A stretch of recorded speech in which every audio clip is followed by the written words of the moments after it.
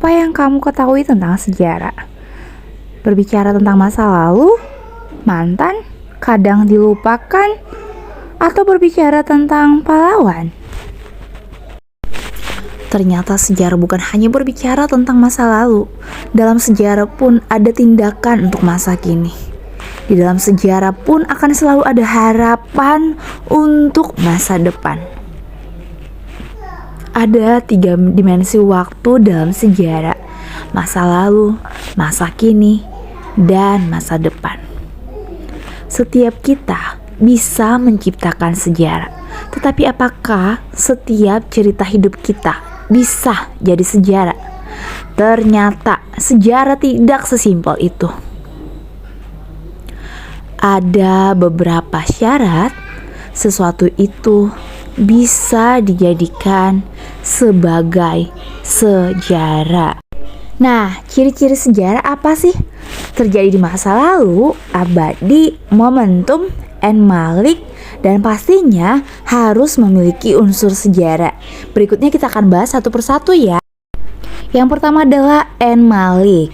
Malik adalah suatu istilah yang memiliki arti hanya terjadi satu kali.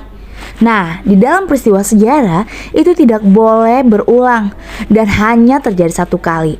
Contohnya, satu peristiwa proklamasi tidak akan pernah bisa berulang. Meskipun setiap tahun kita akan memperingati di setiap tanggal yang sama, tapi tokohnya akan berbeda kan? Yang kedua adalah abadi. Abadi dalam sejarah memiliki makna, yaitu sesuatu yang akan dikenang sepanjang masa, akan diabadikan.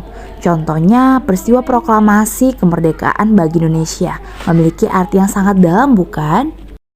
Yang berikutnya adalah momentum. Momentum memiliki arti, yakni peristiwa sejarah memiliki makna yang sangat dalam, yang sangat berdampak bagi kehidupan banyak orang. Dan yang terakhir, memiliki unsur-unsur sejarah. Apa aja sih unsur sejarah? 1. Manusia yang dijadikan sebagai pelaku sejarah. Yang kedua adalah ruang.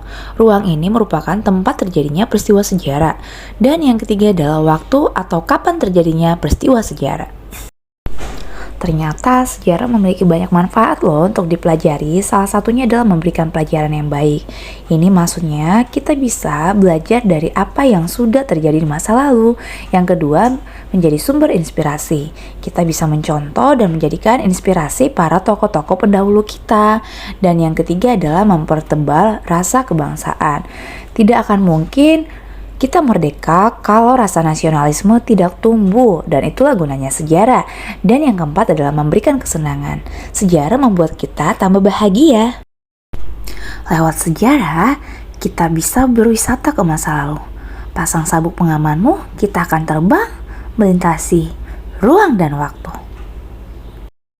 Semakin kita mengenal sejarah kita, maka kita akan semakin merdeka. Salam dari Ibu Marta, jas merah.